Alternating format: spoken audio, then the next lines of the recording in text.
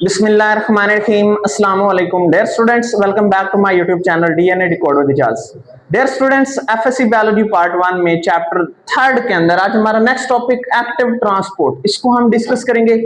और dear students, हम active transport की टाइप्स को देखेंगे और यहाँ पे हम बेसिकली 3 टाइप्स हैं एक्टिव ट्रांसपोर्ट की, जिसमें सबसे पहले हमारे पास है active transport bye carrier proteins, ठीक है।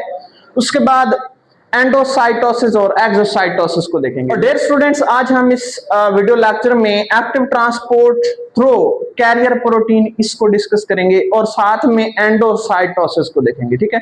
और एंडोसाइटोसिस को डायग्रामेटिकली देखेंगे और इसमें हमारे पास बेसिकली 3 टाइप्स आती हैं। कितनी टाइप्स आती हैं एंडोसाइटोसिस में? 3, जिसमें हमारे पास फैगोसाइटोसिस आती है, पाइनोसाइटोसिस आती है और रिसेप्टर मेडिएटेड एंडोसाइटोसिस आती है। ओके, तो आज के इस वीडियो लेक्चर में हम डियर स्टूडेंट्स फैगोसाइटोसिस और पैनोसाइटोसिस की डिस्कस करेंगे। नेक्स्ट वीडियो लेक्चर में हम रिसेप्टर मेडिएटेड एंडोसाइटोसिस और इसकी जो नेक्स्ट टाइप है एक्सोसाइटोसिस उसको एक्सप्लेन करेंगे। ओके, तो डियर स्टूडेंट्स, सबसे पहले अगर हम एक्टिव ट्रांसपोर्ट की बात करें तो हम इससे पिछले लेक्चर्स में मेम्ब्रेन ट्रांसपोर्ट के मैकेनिज्म्स पढ़ रहे थे और इसमें हमारे पास 2 मैकेनिज्म्स थे, ठीक है। एक पैसिव ट्रांसपोर्ट का मैकेनिज्म और दूसरा एक्टिव ट्रांसपोर्ट, ठीक है। इससे पिछले वीडियो लेक्चर्स में हमारा पैसिव ट्रांसपोर्ट जो है वो मुकम्मल हो गया था और आज हमारे पास एक्टिव ट्रांसपोर्ट, इसको हमने आज स्टार्ट करना है। तो डियर स्टूडेंट्स, जब हमने पैसिव ट्रांसपोर्ट का मैकेनिज्म देखा था तो वहां हमने देखा था कि मूवमेंट हो रही होती है सब्सटेंसेस की कैरियर प्रोटीन्स के जरिए से या फिर चैनल्स प्रोटीन्स के जरिए से। लेकिन यहाँ पे जो मूवमेंट हो रही थी वहां बेसिकली हमने देखा था हायर कंसंट्रेशन से किधर, लोअर कंसंट्रेशन की तरफ। ओके, तो वहां पे जो है एनर्जी को यूटिलाइज नहीं किया जा रहा था। ओके, लेकिन यहाँ पे एक्टिव ट्रांसपोर्ट में एनर्जी लगाई जाएगी इन the form of ATP, in the form of ATP, और मूवमेंट हो रही होती है यहाँ पे मॉलिक्यूल्स और सब्सटेंसेस की from lower concentration toward higher concentration. Okay, तो डियर स्टूडेंट, सबसे पहले एक्टिव ट्रांसपोर्ट की डेफिनेशन को देखें तो यहाँ पे मूवमेंट हो रही होती है सब्सटेंसेस की प्लाज्मा मेम्ब्रेन के थ्रू। किसके थ्रू? Plasma membrane. और यहाँ पे मूवमेंट कहां से कहां हो रही है? Lower concentration toward the higher concentration, और यहाँ पे एनर्जी लगाई जाती है। और कौन सी फॉर्म में एनर्जी लगाई जाती है? इन the form of ATP, in the form of ATP. Okay, clear है? नेक्स्ट स्टूडेंट्स, इसकी टाइप्स को देखें तो एक्टिव ट्रांसपोर्ट हो रही होती है बाय कैरियर प्रोटीन्स। किसकी मदद से? कैरियर प्रोटीन्स की मदद से। अब ये कैरियर प्रोटीन्स जो हैं ये बेसिकली प्लाज्मा मेम्ब्रेन के ऊपर प्रेजेंट होती हैं, जो एनर्जी को यूटिलाइज करती हैं, एनर्जी वहां पे लगाई जाती है। यहाँ पे देखें, ठीक है, इसमें हम डायग्रामेटिकली देखेंगे। ये बेसिकली जो प्रोटीन्स हैं ये एनर्जी लगा के मॉलिक्यूल्स को मूव करवाएंगी लोअर कंसंट्रेशन से किधर, हायर कंसंट्रेशन की तरफ। ओके, तो डियर स्टूडेंट्स, यहाँ पे नेक्स्ट एंडोसाइटोसिस में ये बेसिकली 2 वर्ड्स पे बेस करता है, 2 वर्ड्स पे, endo and cytosis. Endo mean inside and cytosis mean inside the cell, inside the cell, and exo और एक्टोसाइटोसिस भी इसको बोला जा सकता है, ठीक है। एक्सोसाइटोसिस को हम क्या बोल सकते हैं? एक्टोसाइटोसिस। आउटसाइड द सेल्स, जिसमें सब्सटेंसेस मूव करेंगे, मेनली वेस्ट प्रोडक्ट्स मूव करेंगे सेल से बाहर, सेल से। लेकिन यहाँ पे जो सब्सटेंसेस मूव कर रहे हैं आउट ऑफ द सेल्स, वो बेसिकली एनर्जी यहाँ पे लगाई जाती है। क्या लगाई जाती है? क्यों लगाई जाती है? क्योंकि it is the types of active transport. किसकी टाइप्स हैं? एक्टिव ट्रांसपोर्ट की टाइप्स हैं। ओके, तो डियर स्टूडेंट्स, सबसे पहले हमारे पास है active transport through carrier proteins. Carrier proteins, तो ये एक ऐसा प्रोसेस है जिसमें कैरियर प्रोटीन्स जो हैं ये प्रेजेंट होती हैं। किसके ऊपर प्रेजेंट होती हैं? प्लाज्मा मेम्ब्रेन के ऊपर। किसके ऊपर? प्लाज्मा मेम्ब्रेन के ऊपर। और ये एनर्जी यूटिलाइज करती हैं और मॉलिक्यूल्स को मूव करवाती हैं किधर? Against the concentration gradient. अब अगेंस्ट द कंसंट्रेशन ग्रेडियंट जहां पे भी आएगा वहां पे इसका मतलब ये है कि लोअर कंसंट्रेशन से मॉलिक्यूल्स किधर मूव करेंगे? हायर कंसंट्रेशन की तरफ, ठीक है, with the help of energy in the form of ATP. Okay, तो इसमें हमारे पास एग्जाम्पल है sodium potassium pump. Sodium potassium pump का वर्ड यूज हुआ है, तो बेसिकली इसका मतलब ये हुआ कि ये एनर्जी यूज करेगा। क्या यूज करेगा? Energy in the form of ATP. कौन सी फॉर्म में? एटीपी। ओके, तो dear students, sodium potassium pumps जो हैं ये बहुत इंपॉर्टेंट हैं हमारे नर्व सेल्स के अंदर। अब हमारे नर्व सेल्स की बात करें, न्यूरॉन्स की बात करें, तो न्यूरॉन्स जो है ये हेल्प करते हैं, help to transport the nerve impulse. Transport the, यहाँ पे हम लिख लेते हैं help to transport nerve impulse. अब ये नर्व इंपल्स क्या है? तो डियर स्टूडेंट्स, नर्व इंपल्स जो है ये एक ऐसा खास किस्म का प्रोसेस है जिसमें सिग्नल्स जो है वो मूव करते हैं along the membranes of neurons, along the membranes of neurons। Neurons की मेम्ब्रेन्स से बेसिकली न्यूरॉन्स की मेम्ब्रेन के थ्रू जो है वो इंपल्स और मैसेज मूव कर रहा होता है। अब अगर हम न्यूरॉन्स की बात करें तो हमारे पास कितने टाइप्स के न्यूरॉन्स हैं? 3 टाइप्स के, सेंसरी न्यूरॉन्स, मोटर न्यूरॉन्स और इंटर न्यूरॉन्स। ओके, अगर हम सेंसरी न्यूरॉन्स की बात करें तो ये मैसेज को रिसीव करते हैं फ्रॉम द बेसिकली रिसेप्टर्स। ठीक है, अब ये रिसेप्टर्स आपके पास स्किन भी हो सकते हैं, सेल्स भी हो सकते हैं। ओके, ठीक है ना, तो वहां से ये सिग्नल्स को रिसीव करेंगे। अब ये सिग्नल्स को रिसीव करके आगे क्या करेंगे? प्रोसेस करेंगे। ठीक है, प्रोसेसिंग के लिए मैसेज को किधर भेजेंगे? कोऑर्डिनेटर सेंटर के पास, ब्रेन और स्पाइनल कॉर्ड के पास। किसके पास? ब्रेन और स्पाइनल कॉर्ड। तो डियर स्टूडेंट्स, जब मैसेज जा रहा होता है तो वो वहां पे बेसिकली एक मेम्ब्रेन पोटेंशियल जनरेट हो रहा होता है। क्या जनरेट हो रहा होता है? Membrane potential. अब 2 तरह के मेम्ब्रेन पोटेंशियल हैं हमारे पास, एक को हम रेस्टिंग मेम्ब्रेन पोटेंशियल कहते हैं, दूसरे को हम action AMP action membrane potential बोलते हैं। ओके, जो हमारे पास रेस्टिंग मेम्ब्रेन पोटेंशियल है वहां पे न्यूरॉन्स इस फॉर्म में होते हैं कि वहां से कोई कंडक्शन नहीं हो रही होती, मैसेज ट्रांसपोर्ट नहीं हो रहा होता। जब हम एक्शन मेम्ब्रेन पोटेंशियल की बात करते हैं तो वहां से बेसिकली नर्व इंपल्स मूव कर रही होती है। क्या कर रही होती है? मूव कर रही। तो वहां पे ये मूवमेंट जो है नर्व इंपल्स की उसमें बेसिकली हेल्प कर रही होती है। ओके, तो यहाँ पे सोडियम पोटेशियम पंप्स जो हैं ये membranes of nerves contain carrier protein. Basically ये क्या है? कैरियर प्रोटीन्स हैं और इन्हीं को हम सोडियम पोटेशियम पंप बोलते हैं और ये एनर्जी जो है यूटिलाइज करते हैं, यूज करते हैं इन द फॉर्म ऑफ एटीपी। कौन सी फॉर्म में? एटीपी।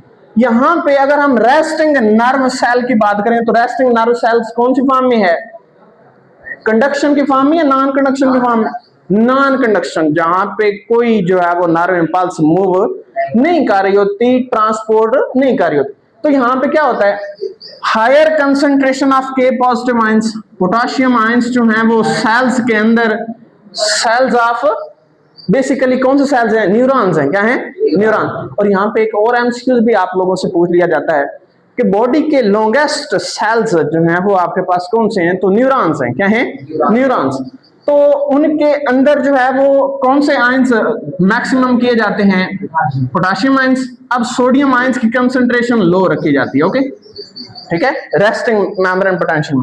उसके बाद ये पंप एक्टिवली मूव्स, यहाँ पे देखें एक्टिवली का वर्ड यूज हुआ, एनर्जी यूटिलाइज करके सोडियम आयंस को किधर मूव करेंगे? सेल से बाहर, सेल से बाहर, क्योंकि सेल के अंदर जो है वो कंसंट्रेशन लो रखनी है किसकी?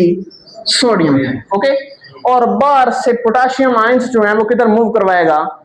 into the cells, into the cell। Okay, तो dear students, against the concentration gradient की बात हो रही है, तो यहाँ पे हम इसको डायग्रामेटिकली देखेंगे। ठीक है, ये आपके पास एक प्लाज्मा मेम्ब्रेन है। ठीक है, इसको हम क्या बोलेंगे?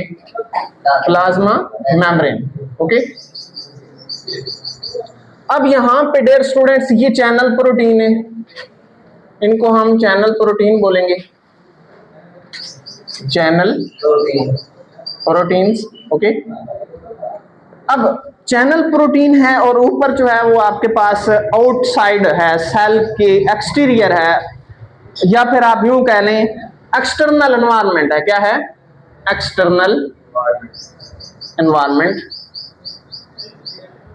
एनवायरनमेंट। ओके, और यहां पे नीचे वाली साइड पे क्या है? साइटोप्लाज्म है। क्या है? साइटोप्लाज्म। तो डियर स्टूडेंट्स, एनर्जी को यूटिलाइज करके ये एट अ टाइम, अगर हम एक सिंगल टाइम की बात करें तो सोडियम आयंस को ये बाहर मूव करवा रहे होते हैं outside the cells. Sodium ions को किधर मूव करवाएंगे? बाहर, सेल से बाहर। Na पॉजिटिव आयंस, और कितने Na पॉजिटिव आयंस को बाहर लेके जा रहे होते हैं एक्टिव ट्रांसपोर्ट के जरिए से? 3 सोडियम आयंस को। कितने आयंस को? 3 सोडियम आयंस को। यहां पे भी आप 3 सोडियम आयंस लिखें, ओके। उसके बाद इनटू द सेल्स मूव करवा रहे होते हैं किसको? पोटाशियम। किसको? पोटाशियम आयन को। और पोटाशियम आयंस जो हैं एट द सेम टाइम कितने आयंस अंदर आ रहे होते हैं? 2 पोटाशियम आयंस। कितने? 2 पोटाशियम आयंस, ओके। तो ये आपके पास एक्टिव ट्रांसपोर्ट है किसके जरिए से? कैरियर प्रोटीन्स के जरिए से, ठीक है। तो यहां पे आप लोग नीचे लिखेंगे active transport, active transport bye carrier proteins, carrier proteins, ठीक है। तो ये आप लोगों ने नीचे मेंशन कर देना, ओके। नेक्स्ट डेयर स्टूडेंट्स, हमारे पास अगर हम एंडोसाइटोसिस की बात करें तो एंडोसाइटोसिस में बेसिकली 2 वर्ड्स के ऊपर ये बेस करता है। Endo mean inside and cytosis inside the cell. बाहर से मटेरियल किधर मूव करेंगे? Into the cell. अब ये मटेरियल आपके पास 2 तरह के होते हैं, ठीक है। या फिर वो सॉलिड फॉर्म में होंगे या फिर वो लिक्विड फॉर्म में होंगे, ओके। तो इनकी टाइप्स हम नेक्स्ट आगे देखते हैं। एक ऐसा प्रोसेस है जिसमें बल्कि मटेरियल्स जो हैं, यहां पे डियर स्टूडेंट्स आयंस की बात नहीं हो रही, ठीक है। बड़े सब्सटेंसेस, लार्जर सब्सटेंसेस की बात हो रही है और वो किधर मूव करेंगे? Into the cell, plasma membrane को क्रॉस करके, ओके। इसको हम क्या बोलेंगे? एंडोसाइटोसिस बोलेंगे। क्या बोलेंगे इसको? एंडोसाइटोसिस। अब इसका मैकेनिज्म या फिर प्रोसेस, इसके साथ आप मैकेनिज्म भी लिख सकते हैं, ठीक है। अगर आप लोगों से शॉर्ट क्वेश्चन में इसका मैकेनिज्म पूछा जाए तो आपके पास एंडोसाइटोसिस का ये मैकेनिज्म है, जिसमें हम ये चंद पॉइंट्स हैं, इनको हम डिस्कस करेंगे। तो डियर स्टूडेंट्स, यहाँ पे पहला पॉइंट हमारे पास है प्लाज्मा मेम्ब्रेन इन्वेजिनेट्स। इन्वेजिनेशन का मतलब होता है कि plasma membrane moves inside, move inside, अंदर की तरफ जो है ये मूव करेगी। यहां पे हम डायग्राम में देखेंगे इसको, ठीक है। सबसे पहले हम प्रोसेस को देख लेते हैं, ठीक है। Dear students, next material from outside. बाहर से मटेरियल किधर मूव करेंगे? उस इन्वेजिनेशन में मूव करेंगे। किस में मूव करेंगे? साथ साथ हम बल्कि बना लेते हैं। यहाँ पे देखिए आपके पास ये 2 जो है वो साइड्स हैं डायग्राम में। एक में फैगोसाइटोसिस को डिस्कस करेंगे, दूसरे में पाइनोसाइटोसिस को डिस्कस करेंगे, ओके। पाइनोसाइटोसिस में ये आपके पास ये सर्कुलर आपके पास वाटर के ड्रॉपलेट्स हैं, लिक्विड ड्रॉपलेट्स हैं, ठीक है। क्या हैं? Liquid droplets, okay. यहां पे फैगोसाइटोसिस में ये सॉलिड सब्सटेंसेस हैं। यहां पे हम बना लेते हैं इसको ब्लैक से, ठीक है। ये आपके पास सॉलिड सब्सटेंस है। क्या है? सॉलिड मटेरियल है, ओके। ये लिक्विड ड्रॉपलेट एंड यहां पे ये रेड से क्या है? प्लाज्मा मेम्ब्रेन है। क्या है? Plasma membrane. तो डियर स्टूडेंट्स, यहां पे ये वाले इस वाले साइड पे ये जो सब्सटेंसेस आपको नजर आ रहे हैं ये सॉलिड सब्सटेंस है। कौन सा सब्सटेंस है? सॉलिड मटेरियल है, मटेरियल्स, ठीक है। तो डियर स्टूडेंट्स, यहां पे सबसे पहले पॉइंट के मुताबिक अगर हम देखें तो यहां से मेम्ब्रेन इन्वेजिनेशन होगी। ये इधर तवज्जो से देखें, ठीक है। यहां पे कैसे इन्वेजिनेशन होनी है? ये इनसाइड मूव करेंगी मेम्ब्रेन, ऐसे और ऐसे, ओके। इसको हम थोड़ा सा डबल कर लेते हैं, ठीक है, ऐसे, ओके। इसको हम बेसिकली क्या बोलते हैं? इन्वेजिनेशन बोलते हैं। ये बुड मार्कर उठाएं, इसको हम क्या बोलेंगे? इन्वेजिनेशन बोलेंगे। मेम्ब्रेन इन्वेजिनेशन,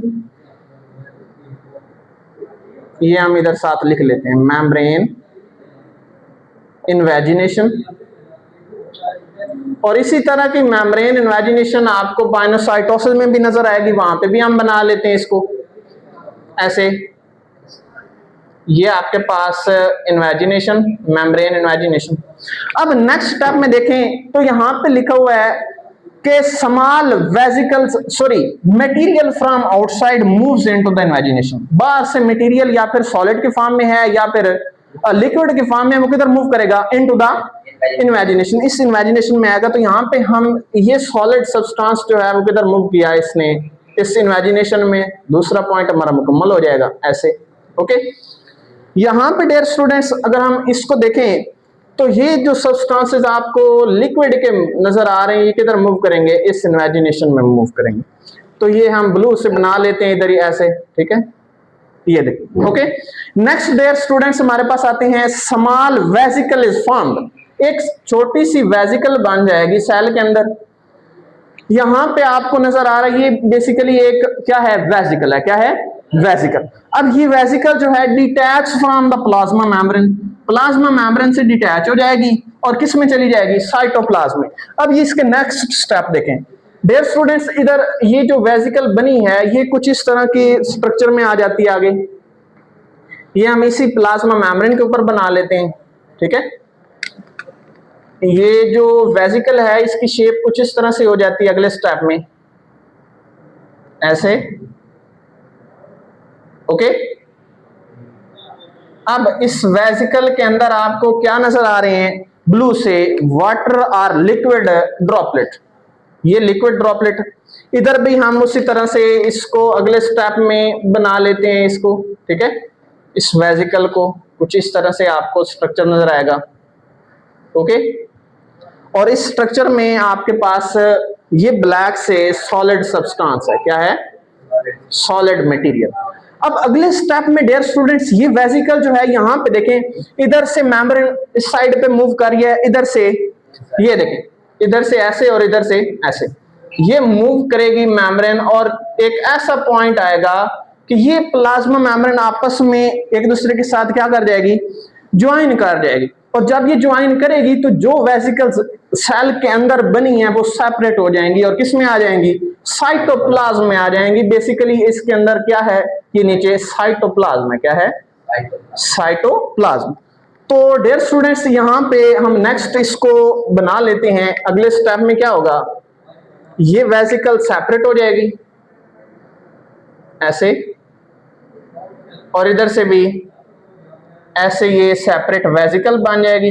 अब इस वेसिकल में आपको ब्लू से लिक्विड मटेरियल नजर आ रहा है इधर ऐसे, ठीक है। ये इसको हम ब्लैक से बना लेते हैं। ओके, ये बोर्ड मार्कर रखें। ये आपके पास क्या है? Liquid material. उसके बाद यहां पे क्या है? आपके पास सॉलिड मटेरियल। बेसिकली इसको हम अब क्या बोलेंगे? ये क्या है? वेसिकल है। क्या है? वेसिकल। और इस प्रोसेस को हम क्या बोलेंगे? एंडोसाइटोसिस बोलेंगे। क्या बोलेंगे इसको? एंडोसाइटोसिस। ओके, तो डियर स्टूडेंट्स नेक्स्ट हमारे पास एंड वाला पॉइंट यही है कि ये वेसिकल जो है ये डिटैच होगी प्लाज्मा मेम्ब्रेन से, और जब डिटैच होगी तो किसके अंदर आ जाएगी? साइटोप्लाज्म के अंदर आ जाएगी। किसके अंदर आ जाएगी?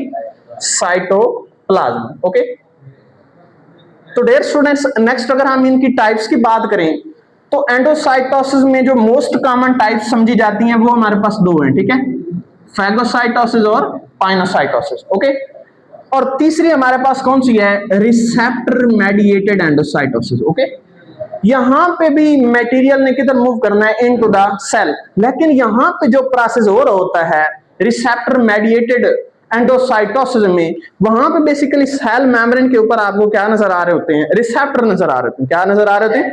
यहां पे कोई रिसेप्टर नहीं होते, जस्ट इसके कांटेक्ट में जो मटेरियल आएगा सेल मेम्ब्रेन क्या बनाएगी? इन्वेजिनेशन बनाएगी। इधर से सेल मेम्ब्रेन इधर मूव करेगी, इधर से इधर मूव करेगी, और यहाँ पे एक ऐसा पॉइंट आएगा जहां पे एक दूसरे के साथ क्या कर जाएगी? ज्वाइन कर जाएगी, मिल जाएगी, और ये नीचे जो है ये वेसिकल्स सेपरेट बन जाएगी, ठीक है। ओके, जिसके अंदर मटेरियल है लिक्विड फॉर्म में या फिर सॉलिड फॉर्म में। ओके, नेक्स्ट यहां पे फैगोसाइटोसिस जो है ये इसको हम क्या बोलते हैं? सॉलिड मटेरियल जो है सेल के अंदर मूव करेंगे। ओके, क्लियर है। और इसको हम अगर फैगोसाइटोसिस का दूसरा नाम देखें तो इसको हम सेल ईटिंग भी कहते हैं। क्या कहते हैं इसको? Cell eating. और पाइनोसाइटोसिस में कौन सी मटेरियल मूव करेंगे? लिक्विड मटेरियल सेल के अंदर मूव करते हैं और इसको हम क्या बोलते हैं? Cell drinking. क्या बोलते हैं इसको? Cell drinking. ओके, क्लियर है? तो डियर स्टूडेंट्स, आज का टॉपिक हमारा मुकम्मल हुआ। नेक्स्ट हम इंशाल्लाह अगले लेक्चर में मिलेंगे। अल्लाह हाफिज, टेक केयर।